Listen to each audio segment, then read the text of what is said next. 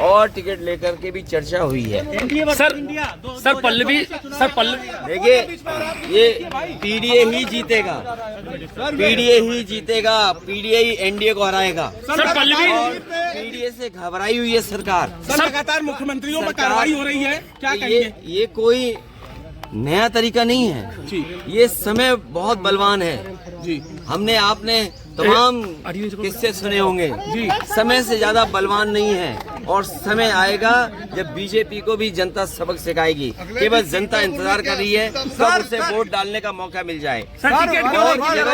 मुख्यमंत्रियों को जेल भेजने से, मुख्यमंत्रियों को जेल भेजने से, कुछ न्यूज को कंट्रोल करने से लोकतंत्र में इनकी जीत नहीं होने वाली है। ये लोकतंत्र को कमजोर कर रहे हैं। लोकतंत्र में जो आवाज उठाना चाहते हैं उनकी आवाज दबाना चाहती है सरकार। और सच्चाई तो ये है कि इनके पास जवाब नहीं है। मान लीजिए उत्तर प्रदेश में सबसे ज्यादा पेपर लीक हुए हैं, कोई एक पेपर लीक नहीं हुआ है। जितनी भी परीक्षाएं हुई हैं सबके पेपर लीक हुए हैं। और पेपर लीक होने से जिन बच्चे नौजवानों का भविष्य अंधकार में गया है, मैंने कई बार बोला हूं, मैं फिर बोलता हूं, 60 लाख बच्चे जिनका भविष्य इस भारतीय जनता पार्टी ने उत्तर प्रदेश में छीना है।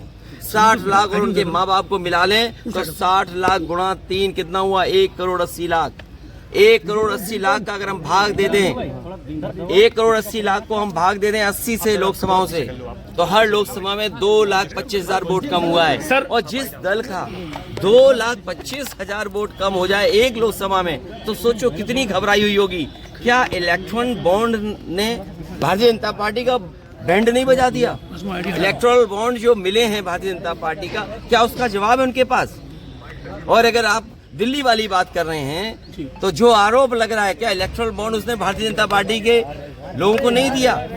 तो ये घबराहट में अपना जो मुद्दा बदलने की जो तरीका है, इसमें भारतीय जनता पार्टी कामयाब नहीं होगी। ये कितने भी नेताओं को जेल भेज देंगे लेकिन जनता को जेल नहीं भेज सकते। जनता इनको सबक सिखाएगी। अखिलेश जी पल्लवी पटेल का एक बयान आया हुआ है। उनका कहना, उन्होंने आप निशान साधा कह रहे हैं कि अखिलेश यादव जो है भ्रांति में जी रहे हैं और वो गठबंधन से हमें बात हुई है, उनको किसी का साथ नहीं चाहिए। साथ छोड़ने वालों की कहानी बहुत लंबी है और आपसे बेहतर कोई नहीं जानता हुए कौन क्यों साथ छोड़ रहा है। सर, आप वरुण गांधी 9% सांसद है कांग्रेस के, उनके में 1400 करोड़ रुपए जो है इलेक्ट्रल बॉन्ड गया, तो इसको कोई पूछने वाला नहीं। कल संबित पात्रा का भी बयान आया। देखिए, मुझे आपका जो सवाल है, जो विपक्ष के लोग हैं जी, उनके लिए तो आप कह सकते हो चद्दा मिला हो, लेकिन भारतीय जनता पार्टी तो सत्ता में है जी, तो सत्ता वालों ने तो वसूली की है जी। और वसूली किससे नहीं की? वो सूची एक लंबी है जो वरुण गांधी को हरी झंडी कब देंगे जी। तो ये जो सूची है, इसका जवाब भारतीय जनता पार्टी के पास नहीं है। अगर भारतीय जनता पार्टी ये कहना चाहती है कि चंदा उन्हें मिला है, चंदा उन्हें मिला होगा, लेकिन वसूली तो बीजेपी ने की। तो ये जो 6,000 करोड़ रुपए जो गए हैं, इलेक्ट्रल बॉन्ड ने भारतीय जनता पार्टी का बैंड बजा दिया है। इलेक्ट्रल बॉन्ड ने भारतीय जनता पार्टी का बैंड बजा दिया।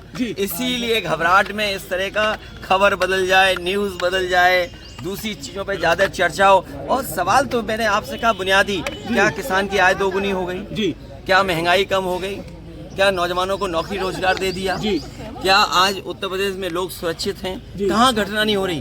क्या आप सोच सकते हैं कस्टोडियल डेथ हो रही हो?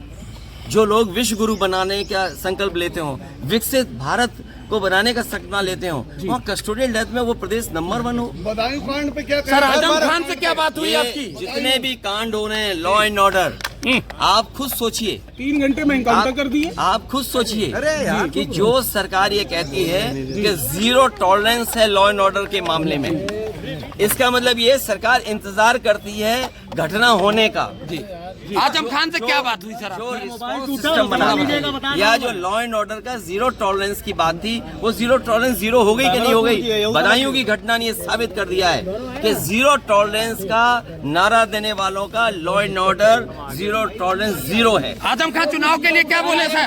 आजम खान चुनाव के लिए क्या बोले? उससे अच्छी बात हुई है वो हम और वो जानते हैं। सर वरुण गांधी समाजवादी पार्टी का गढ़ है, आपने कांग्रेस को सीट दे दी। तो कोई बात नहीं, हमारे गढ़ के लोग, जिसको आप गढ़ बोल रहे हो, हमारे गढ़ और संगठन के लोग मदद करेंगे। जो भी कांग्रेस का कहाँ लीजिए और बदायूं में अक्षय यादव या शिवपाल यादव, तो क्या लग रहा है ये जो कार्रवाई है वो लगातार बदायूं में अक्षय यादव या शिवपाल यादव?